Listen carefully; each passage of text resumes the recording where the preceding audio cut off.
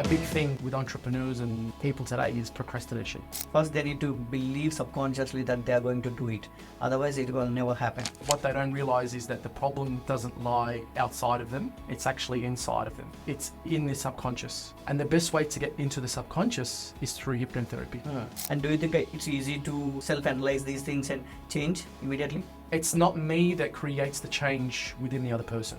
I'm just a guide. I guide the person to do the hypnotherapy. Build something better and don't show it off right now. Just be calm, be humble, learn everything, make sure that it works, then start promoting it in a different way. Maybe you've brought up in a household where your parents used to yell when they used to communicate to you. And this was normal for you. So then when you go into business, You show the same, symptoms, the same way of treating other people again. so someone like Mr. Beast, Yeah, he took 10 years to build that type of system. People don't see those 10 years valuation. people don't Yeah. see it, right? He's had many hardships, he's had many setbacks.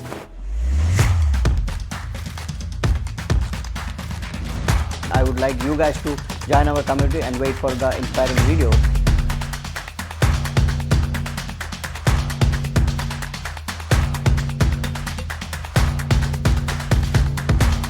Have you ever seen business hypnotherapist? Today we have Karim Boktor, the TEDx speaker and the business hypnotherapist, only on Inspire Panel. Hey, hi Karim, how are you? How you going, mate? I'm good, awesome, and I'm a bit confused about your project and what you do. Can you explain me those things? Yeah, a lot of people would be confused like you too. So I'm a business and leadership hypnotherapist. Wow, I never saw a hypnotherapist in business. Can you explain me a bit more about that one? So often people want change. They want their business to be better. And they would often either, if they want the business to grow, they would either go to a business consultant or they'll look at strategy or they'll look at marketing. But what they don't realize is that the problem doesn't lie outside of them. It's actually inside of them. Yes. So it's in their subconscious. And I use hypnotherapy to get them the best results through hypnotherapy. Yeah. How do you enter into these type of, typical theoretical knowledge? I was in medical devices, so I was in surgery with doctors, and I used to see how stressed they were during surgery. Yes. And even that time was very stressful in itself for me. So I decided that I would start my own business again. So I went out, started my own business, and the same week that we settled into the new business was the same week that we had our first child. And I thought it was going to be like rainbows and lollipops. It was quite I challenging. thought it was going to be, so it was quite challenging. So then I had my own challenges because I wasn't sleeping, because my son had colic, and we didn't know. So he had all these digestive issues, and my wife was waking up every 30 minutes, which meant that I was waking up. So I was going into work sleep deprived, and it got worse and worse. Because of that, I couldn't think straight. Okay. I couldn't lead my team. I couldn't make business decisions. And by that time, I had finished my MBA, or nearly finished my MBA. But I couldn't, my business it looked like it was going to fail. It looked like it was going to crash. And there was no manual in my MBA to say, if you're feeling like this, or if you're, going through this struggle, go here. And I had already gone to counselling. Nothing was really helping. I was just rehashing my own problems. Nothing was really moving ahead. Nothing was moving forward. I hired a business coach. Nothing was working. Yep. So then I went through a series of different things. I went back to school. I went back to school to learn about human behavior because I really wanted results. I'm highly results focused. And when I started learning these new things about me, things started to change for the business as well. So my business started to increase. The revenue started to grow.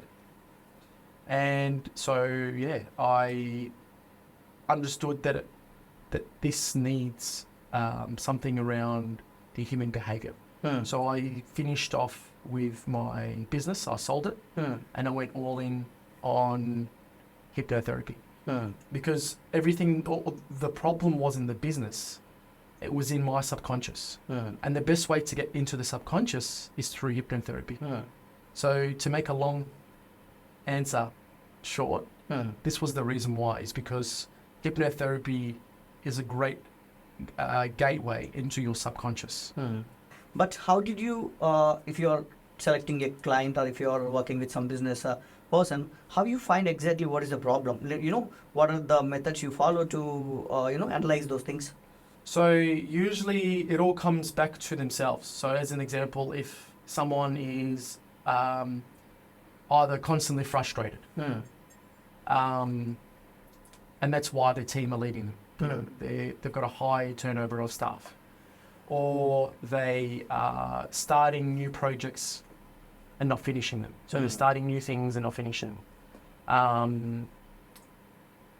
There are so many other ways of knowing what's actually going on underneath what the symptom of the business is.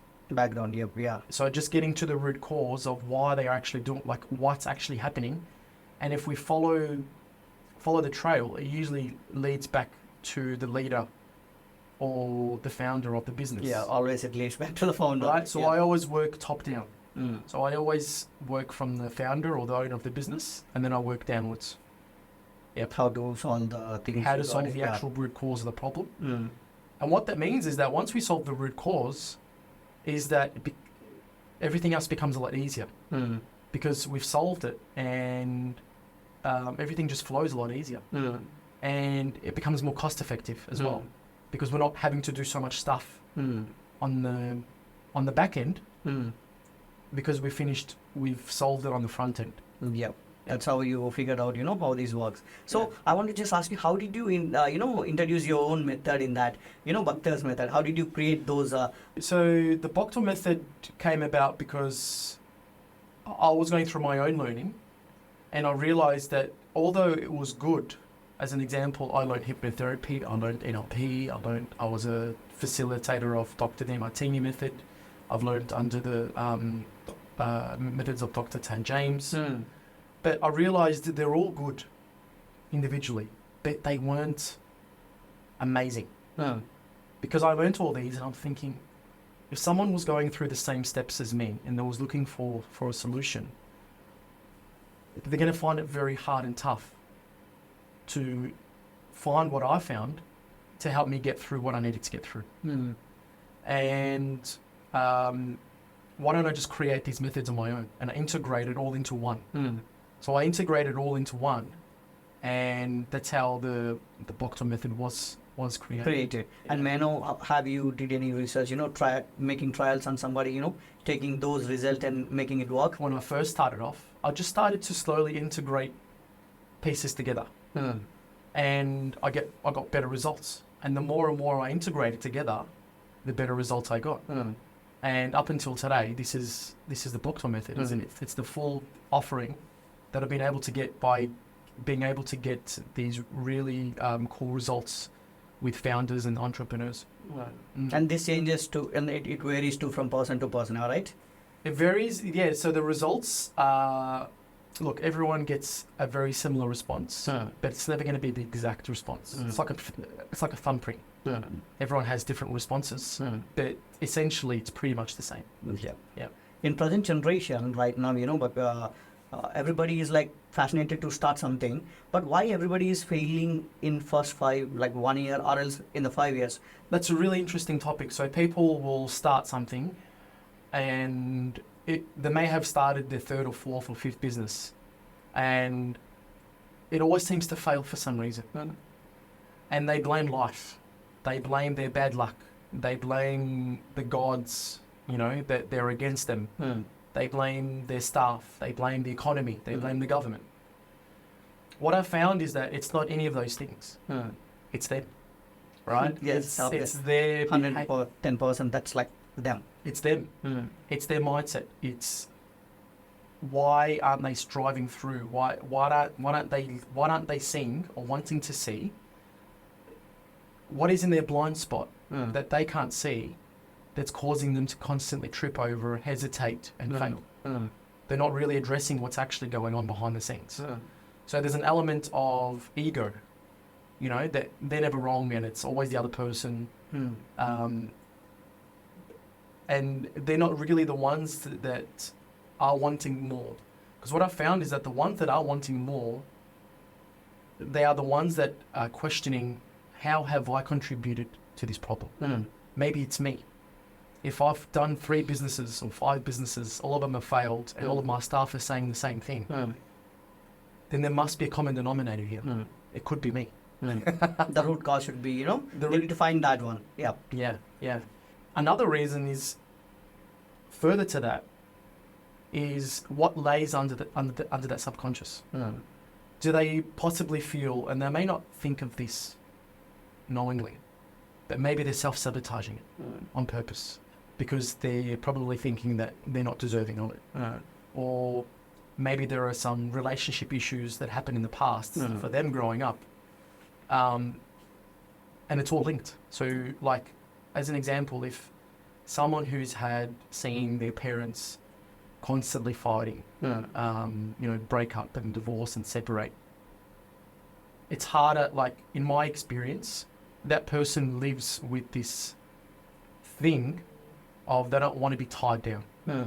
So it's not just in relationships, but also in business. In business, okay. So they go for one thing, they try and start it up, but they can't commit. Just like they can't commit to a relationship because of their fears, because of they don't want to have that relationship like their parents.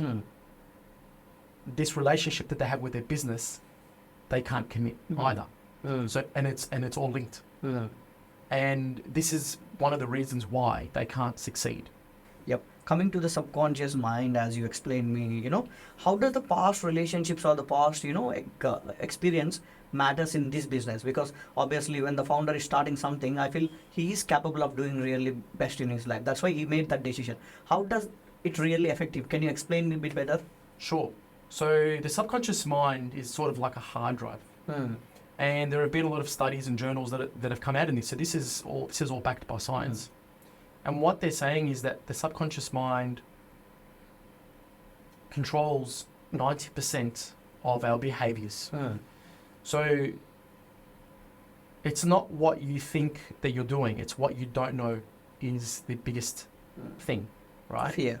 That's one of them. The subconscious mind is like a hard drive. So everything that you've learned over the past years, even as a child, gets stored in this hard drive computer. All memories, all behaviors, all beliefs get stored in this thing. So as a child, the ages between 0 to 7 is your imprint stage. Okay. This is where children create their map of the world going forward, and they hold that map until their adult life. So if you've had a childhood where you think that you've had hard, or maybe not even hard, but you've had beautiful parents, they've very giving, but Dad had a belief around money, that money was never easy to come by, that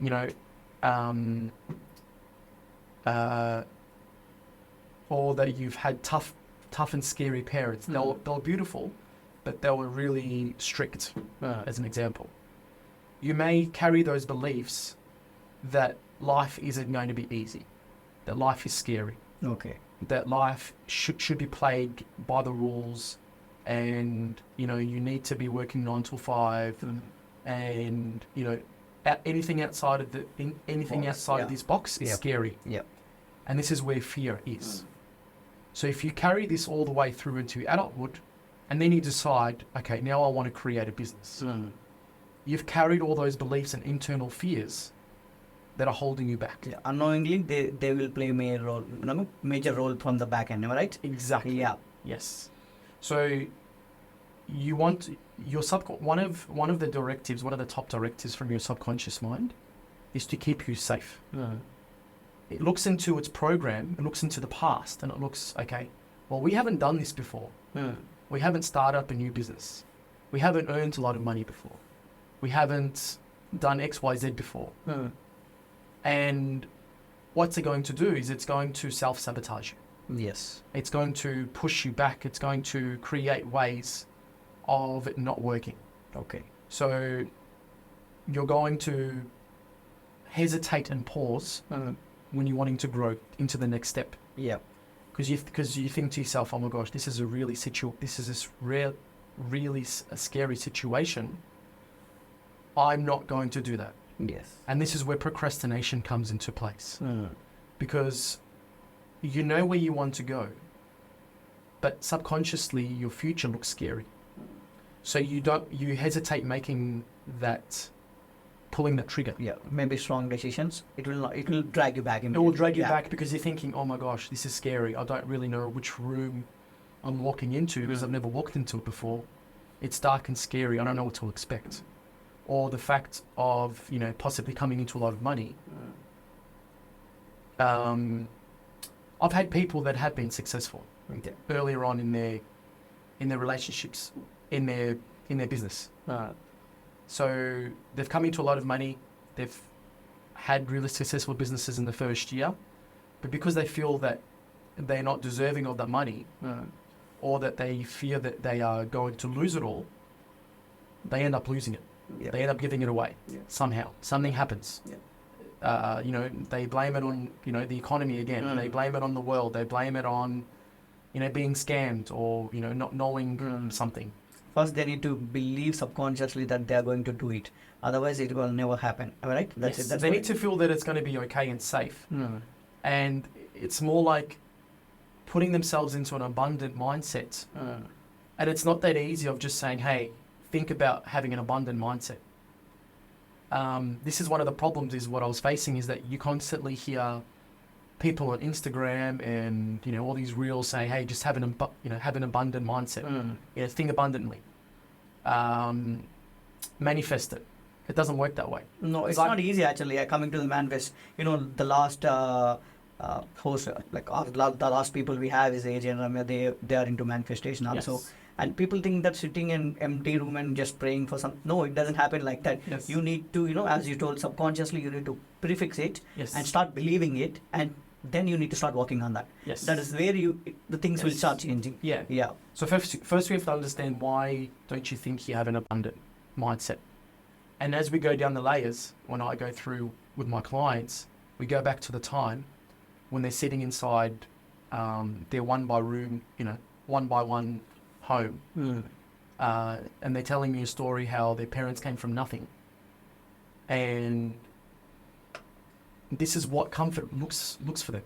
Like even though it was uncomfortable, it's comfortable at the same time. So they can't help but not think not abundantly. They're always going to think scarce, being scarce, because their past was being in scarcity mode as well. This is what they find natural to them. Yeah. So I can't just say, hey, just snap out of it and, let's just get on with it and be abundant. It doesn't work that way. So this is why hypnotherapy and getting into the subconscious is very important, and resolving that time and letting them seeing it from a different point of view and creating that new reality, which will help them propel them into a new future. Because now the future looks safe. Yeah. I don't think it is easy to, make sure that we need to believe subconsciously something which we don't understand, first thing. So it is very hard to manifest or hard to train our brain in that way. Yes. So how do you train? Like how many sessions you take for the people you need to, go on researching about them, researching about their ideas, how you do that?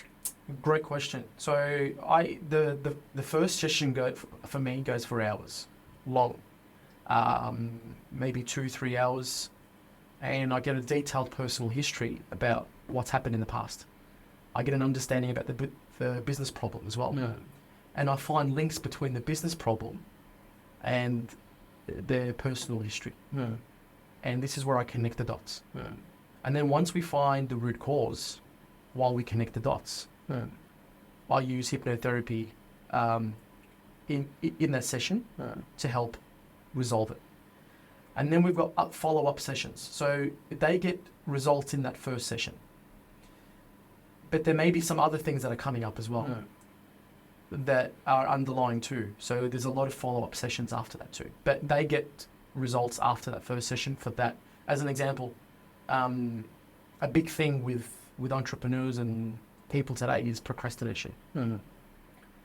They know what they need to do, but they're just twiddling their thumbs, or they're going on and doing something else completely different, other than what they really want know to do. Yeah. that they have to do to propel the business. Mm. And then we go back and we understand that, I mean, for me, my experience has been that procrastination is fear, is driven by fear. Mm. Procrastination, they want to control the situation. So if they think that they need to do something within their business, they are subconsciously going to see their business as an authority figure, Yeah. like a parent. Yep. And it's like this parent telling them what to do. It's weird. Yeah. So when we have a look at their past, there's been a lot of that. There's been a lot of times where their parents have told them what to do, and they had a lack of control. Yes. So what they do is they try and make that up by procrastinating. So instead of using the word procrastinating, they're going to control the situation. So instead of not doing what they were told they have to do, they're going to control the situation and do something else. Okay. Because they don't want to be told what to do. They want to do it in their own time. But these behaviors and these patterns are stored in our own conscious mind, in our subconscious, and they get it, like it lives within us for years until we address it. Yep. So as a 30-year-old or a 40-year-old or even a 50, 60-year-old, if you don't address it, you're going to become known as this person who doesn't get stuff done, who procrastinates. But really, the underlying thing is fear and control, and wanting to be in control. And do you think it's easy to, self-analyze these things and change immediately? Well, for me, it's easy to connect the dots because I've done it for so many people.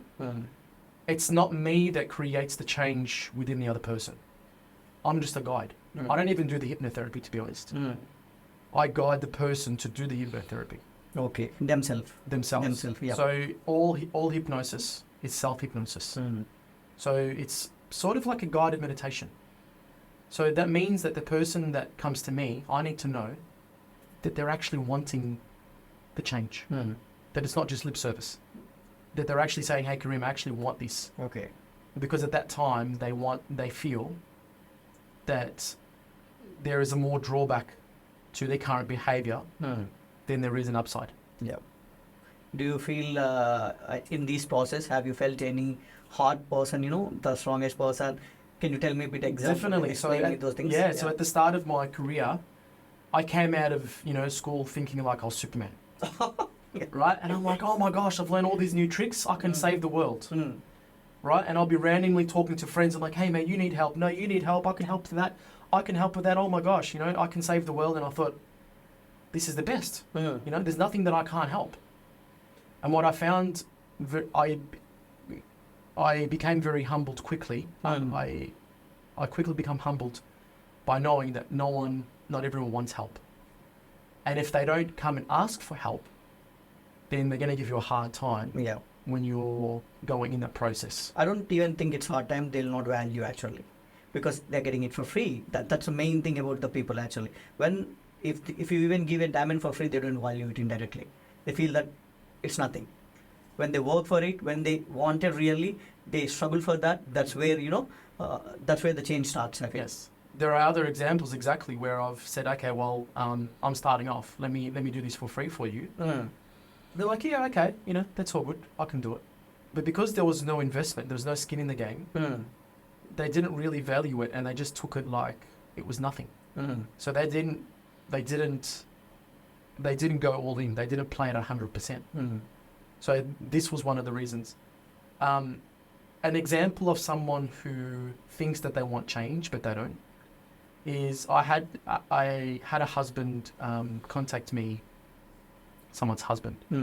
Well, the guy contacted me, one of my clients, and he's like, hey, can you help my wife? She's going through some anxiety. And I said, yeah, sure. So I had worked with the husband, and he said, oh, this is amazing. Can you work with my wife? I'm like, yeah, sure. This is earlier on when I was a little bit more naive. I started working with the wife, and I started to get glimpses of things weren't sounding right. because she wasn't really getting it. During the session, I could tell if the person's getting the results that I want. Okay. You know, there are signs. And I stopped the session halfway through, and I just asked her honestly, hey, do you want to change? And she says, yes and no. Yeah. She says, yes, I don't like the anxiety because it's, it's ruining me. And, but I want it because I feel that ever since I've been getting these, these anxiety attacks, and my husband's been a lot closer to me. So I feel like I'm getting closer to him. So it means to her that if I take this away, then I'm also taking away the relationship from her husband. Yeah, obviously. Indirectly it will result the same, yeah. This is what she thinks. So this is what we call a secondary gain. Okay. Where the person gains, there is an underlying gain for that other person that they're not telling us to help them keep them stuck, if that makes sense. Yep. Do you think that really they know that there is something? The person who wanted to change, they really know what exactly they wanted. Because 90% of people, as you told, they work in a different way. Yes. Because not understanding the subconscious thoughts and process. How do you exactly, drive out them from that thoughts? Because when you explain them or to change this theory, this is going on in your life, can you change this one? 90% people will be, okay, that's fine, but they don't keep it in action. Yeah. How do you find that and, trying to exactly understand the process for them? So I think for them, it's a series of the initial questions that I ask them, and in a way they sort of come up with their own answer. So I sort of direct them into where it is going wrong, and then they come up with their own answer because it's sort of like they're coming to their own conclusion. Okay. Because I'm not the expert about their life, they are, but they give me the puzzles to the piece, and we build this piece together. And as we're building it together, they'll be able to see where it's actually gone wrong themselves. So this is a way for them to actually see where it's actually gone wrong for themselves. Other than this, it's hard for them to see within themselves. Look. So I like to call it, you can't see the label within your own bottle. Yes, obviously. You need someone else to read it from the outside. Yeah. Otherwise, they can't understand internally what exactly going on. Yeah. But many people don't allow other persons to enter into, their life and give suggestions, can you change this one? Can you change? They are not ready to accept that, actually. Yeah, and they're not the people that I like to work with. Okay. You say, okay, well, you've got this problem. You don't want help, that's fine. You keep your problem, but don't complain that if it goes to crash. So I found that out of 10 people in a room, they complain about their business. Even if we've highlighted the problem, the root cause of their problem, probably only 1 or 2 would actually want to do something about it. Okay. And then people will say, oh, how are these 1 or 2 people so successful? Right? Because they're ready to change the... Yeah, but they're the ones who are like thinking, oh, this is all luck. No. Look at them, they envy them. But they're the ones who are really willing to do whatever it takes. Yes. To be successful in the business. Yeah. And this is what I found is that the reason why, the 1% exist is because they're willing to do whatever it takes. Yeah. No matter how dark it is internally, that they're willing to go inside, clean it up, and take ownership and responsibility to understanding why the actual problem exists and to fix it. Yeah, it needs a lot of courage actually from my side. Yes. Because understanding yourself and knowing your own flaws and writing it down and analyzing them and make sure that they are not, pushing them down. Like try to change them. It's not easy actually. It's not. The subconscious mind right now we are speaking. Yes. It has a lot of courage actually. Yes. They should do whatever it takes to change those things. Otherwise they'll stay in the same position for a long time. Yes. And they see other people and say that that's like just they got lucky. That's why they are there. Yes. But these guys are the one person there. He changed himself a lot. People don't know that. Yes. That's the main thing actually. Yes. Yeah. And how do you tell me, early founders or early business people or in a relationship, how do you think that they need to take care of these things indirectly, which will affect them future?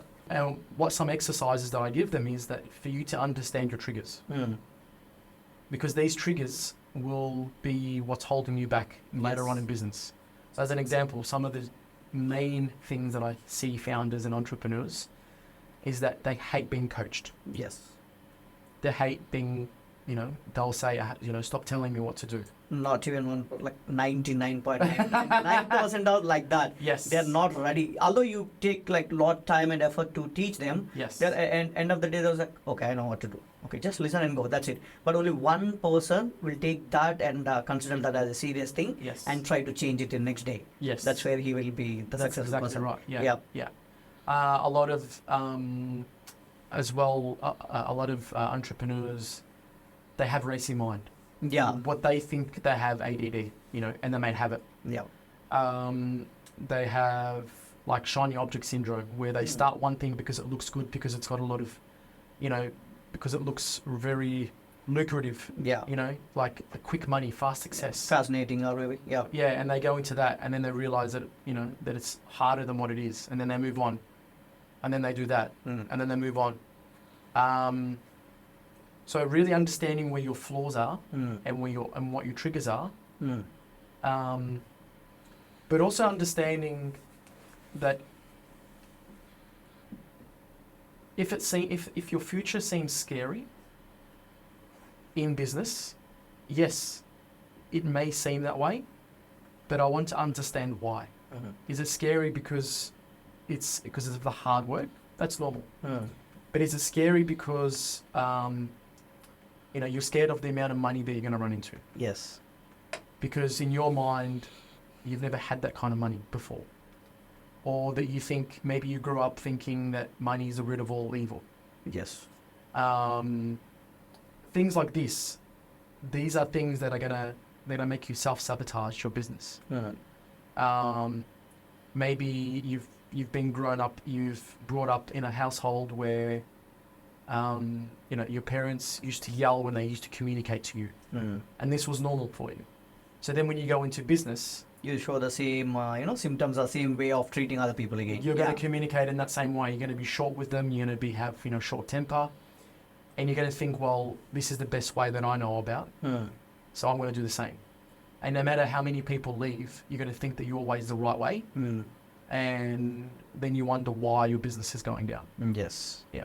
So there are many reasons. Yep, I got a lot of experience in understanding people from my side, because when we started our business, actually, because I don't know nothing about business in Australia. It was the initial days, because the rules and the regulations are so different from other countries. Yes. Because I'm from India, it is a different game there. Different. So when we started, I literally hired more than 20 people around me to just take care. And those 20 people are very near to me. They know, they're like literally friends to me. And they keep on complaining for me like every day. And one day I was like, what the hell am I doing? So something is getting messy. I just write it down slowly. I started eliminating the people and eliminating the bad habits. After exactly 1 year, I was so successful with less employees, and everything is going better than the before. Yes. Then I absorbed, that is how we need to figure out. We need to eliminate the wrong people and wrong mindset people. I call them as toxic ones. You should be very far away from these guys. Otherwise, you never get well in your life. 110%, That's right. But I don't see everybody's wrong. I say their dreams are different. Yes. Their approach is different. As you told, their subconscious mind stands in that position, actually. Yeah. But you are driven into success, and you wanted to motivate yourself, and you wanted to change things. They will not allow you. Yes. So that's the main thing. You need to start, keep it. Yes. That's the main thing, actually. You need to start eliminating these types. I don't even say eliminating. Be far away. Just don't spend much time with them. Just say hi. That's it. Done. You need to get work done with other ones. I feel more passionate people should be around you. If you tell some ideas on the table, like, guys, I want to build something, the person who is listening should not keep you like hundreds of questions. Just, let's do it. And then you guys need to figure out what to do. That is the motivation we need to have internally to achieve something. That's how I feel, subconsciously. Yes. If I'm telling, explaining some projects for anybody, I feel like I'll just check only one answer I should have. Let's do it. If that is not done, if they are keeping on asking, that's like, okay, this guy is not for me. Yes. That's it's not offended. It's like just normal thing for me, because that's where I need to keep growing. I can't waste time by putting you into my business and make it spoil. Yes, yes. And that's a really good insight into having the people around you. Yes. So the people around you, is very important. And what's not being said is that the person who you're doing business with or the staff that you're hiring, they don't necessarily have to have the same personality. And I agree that they don't have to have the same personality. But the internal or subconscious values need to be aligned to you. So as an example, you've probably done a lot of work within yourself, right? You've started your business. You think, okay, money's important now. A lot of, probably one of the biggest things that I get into business that are failing is that subconsciously they don't think money is a priority. Yep. They want to believe that it is, but it isn't. But let's just say that your business, that you think that money is a priority. And you've set it up, it's going well, it's going great. And now you're thinking to yourself, okay, well, now I want to hire someone to manage it for me. The problem is that this person has got their own subconscious beliefs. So it's not good enough for you to read what's on their resume or for you to, or for them just to tell you how important money is. What if they're running it, but one of the highest values subconsciously is being nice to people? You're going to find is that there's going to be a lot of leakage. There's going to be a lot of, it's not going to run the same way as you. Yes. They aren't going to be bringing in the same amount of revenue as you. Yes. So this is why it's so important to, when you hire someone or have a business partner, that their subconscious is healthily geared towards business. Yes. Yeah. If they don't know nothing about the business also, it doesn't matter actually. But how much passionate they are, and by seeing their daily activities, if something is wrong, they should themselves figure out what exactly is going wrong and they should fix it. Yes. If you don't feel comfortable with these things, we should not hire them again. Yeah. Just slowly we need to, this is not working. Just exactly. Yeah. So someone like this has a high value in learning. Yes. Has a high value in results. Yes. Has a high value in being coached. Yep. Right? So this is exactly the person that you want to bring on. Because otherwise, you can't teach those things. Yes. Those values. It's very hard. Okay. Yeah. Because although you teach them, they'll be not ready to listen actually. They'll just listen because you are on the top. They'll listen to you, but they'll not care, No. Take seriously those things and try to change it. When they are ready to change it, that's where it starts. That's where success. And when they start changing, they'll start believing you indirectly. Yes. Because you got more experience in that, system better than them. Yes. But people right now, I got one of the, I don't want to name his name because he's well known in the social media. He is running some couple of restaurants maybe. The people I know, he got debt around everybody. Almost 80 to 90 people who talk to me, we got mutual friends. Whenever I call them, they keep on telling this guy took some $5,000 and I was like, he's making $1 million and he is telling that he is making $1.7 million turnover outside, and why he's like borrowing money from others.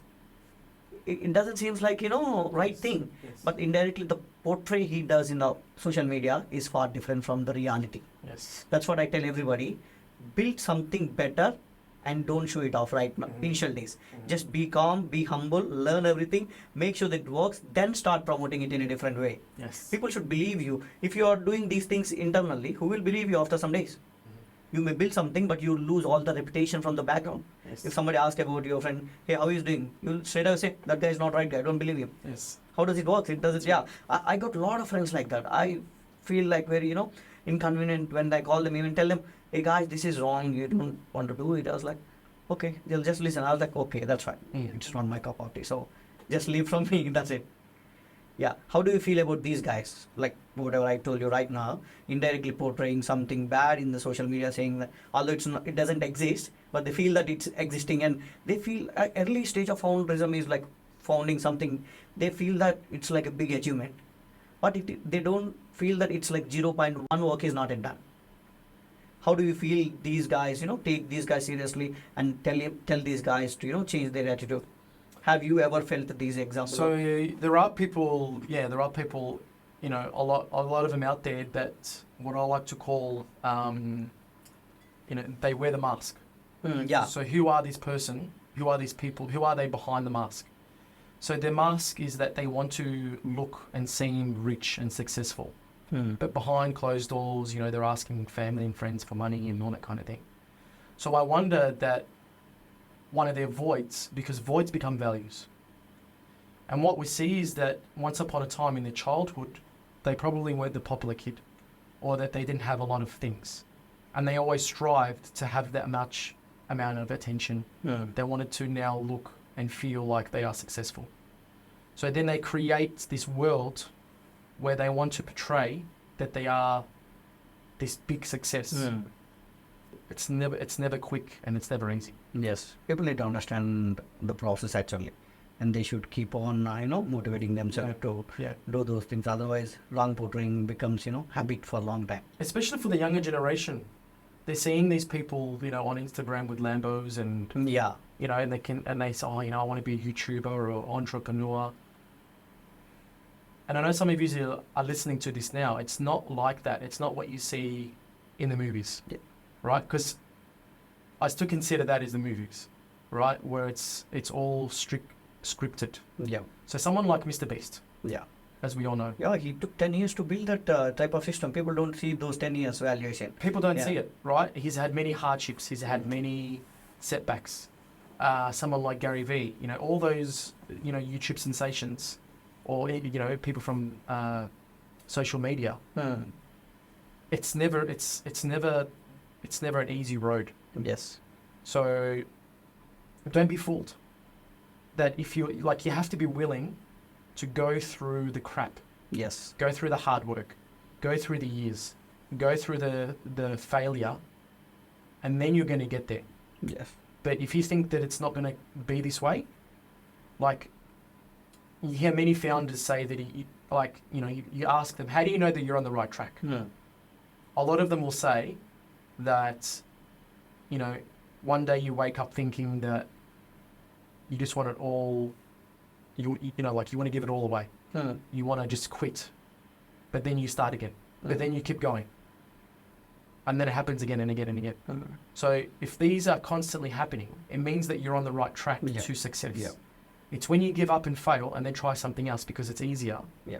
This is when it doesn't work. Yeah, when things are going smooth, I feel like something is missing. Something is not right because it's like it can't be this smooth for this long.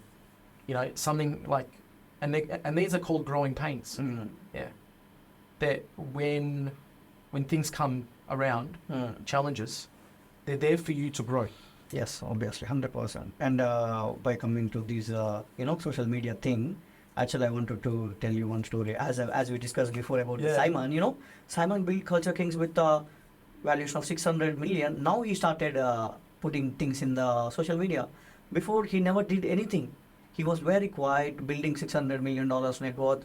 Now, he's just putting some, educational videos from recent Instagram. But people see only 600 valuation right now and they think that it's easy. It took him like ages, maybe 12, 13, 17 years. Yeah. He started to sell t-shirts in the, to take it from the burnings and sell it in online. It's not easy to make sure that, find that exact gap and make sure that it reaches people in the right way. And after that initial, maybe I think after a couple of years, he started, all the stock manufacturing has burned away. And he was again started into zero. With no fundings, he created literally $600 million net worth. It's not easy. People should always, and right now, as before we talk, right now funding has become a fascinating thing. If you are starting something, we need fundings. Yes. First you need to invest on that. What you are giving to the project, how much you are believing. Then obviously fundings will come to you. You don't need to run and rush back of them. Am I right? Yeah. Especially now, even investors are becoming more wary about startups. They're not backing the business now. They're backing the founder. Yes. So, founders now, they have these amazing pitch decks, colourful photos and really good numbers, but they don't read that. I mean, they look at it because, they just want to see, where they think they're going to go. But what they do is they look at the founder, the person that's going to be running this business first. what's this person like? Yeah. What's his mindset like? Yes. That's the main thing. You know, are they driven? Are they going to go the whole, you know, it's like backing a horse. Yes. You know, they have a look at where they grew up, they have a look at their parents, they have a look at their story. And then that's when they actually decide, I'm going to put my money behind the founder and not on the business. on the business. Yes.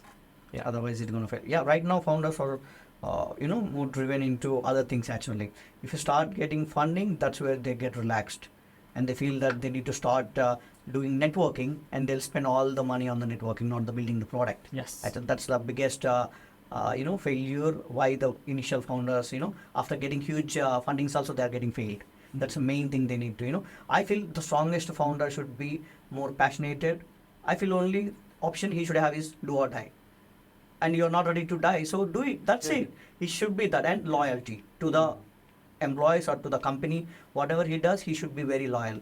Recent, I just came up with some news yesterday. One of the founder has a huge, investing. Immediately brought a luxury cars and houses. I was like, what the hell did you do? That's not how you should put the project first, not yourself. That's the main thing actually, while you're building something, people feel themselves that they are prioritized before. That's the main thing. They need to concentrate on the product or the, whatever they're doing, that should be main priority always. Because they need to take care of like a baby first initial days. Otherwise, you're going to fail. It's exactly Yeah. right. Yeah. How many clients have you dealt till now? Have you felt anybody, this guy is so hard? Can you tell me a bit examples about that? Little stories. It's the type of person that is, it's not the industry. So as an example, it's not like an IT industry. It's not like a specific industry or business that's hard. It's the person. It's constantly the person. As in, like, some people will be like asking me, Karim, which industry have you found the hardest? Is it the IT industry? Well, it's never the industry, because as an example, why is one IT business feeling like it's struggling and it's hard, and why is the other one successful? It's possibly because they've hired the wrong staff or the wrong people. And I think this is the problem, is because on paper they look good and they're saying all the right things.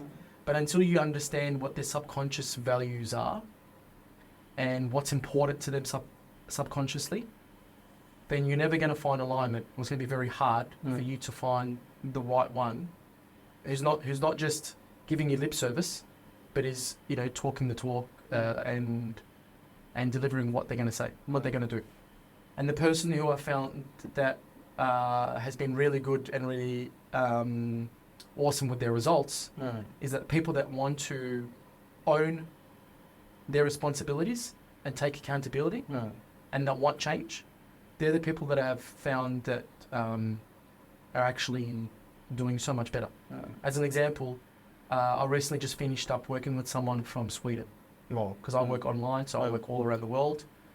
And this person, he looks like something from the Vikings, right? He's got the long hair, he's got the tats. But he's also a very spiritual person as well. But he was coming stuck. He had PTSD in the past. He had all these limiting beliefs.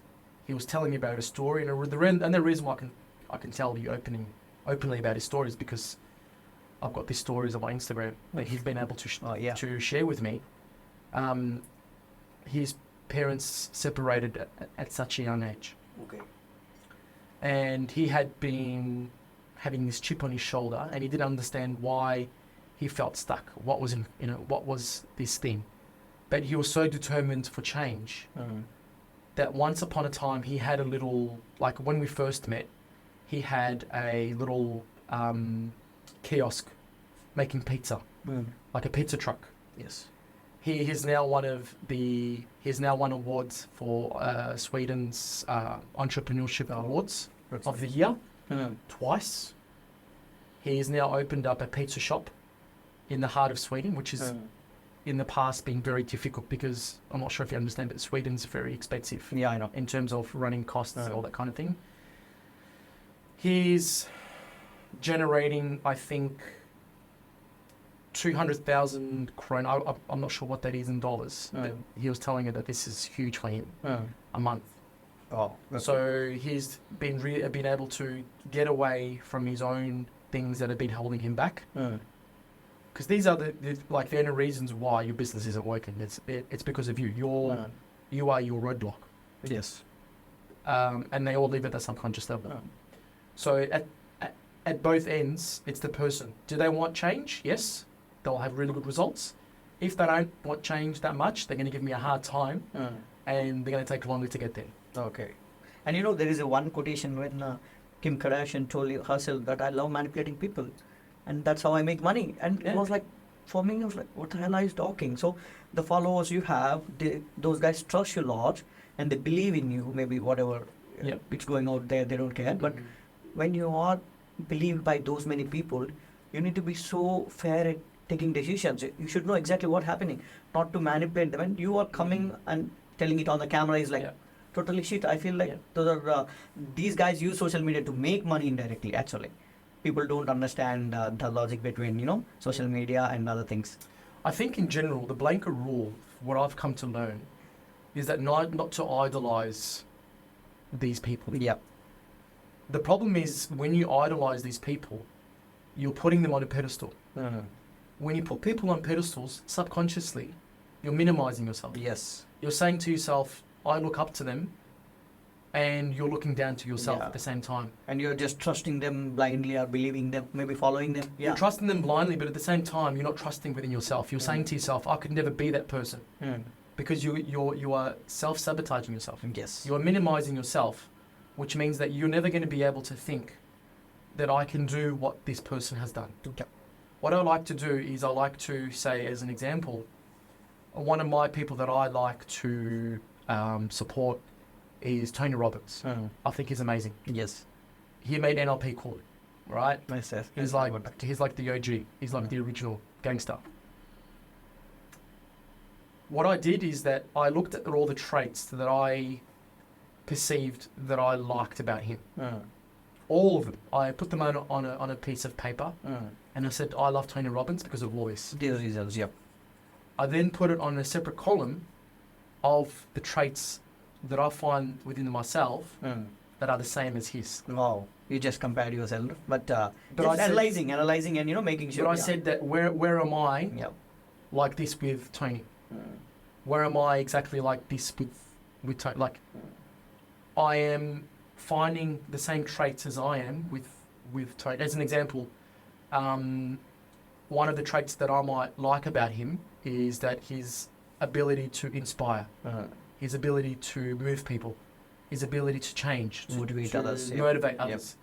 And then I looked in the other column of how did I own these traits too.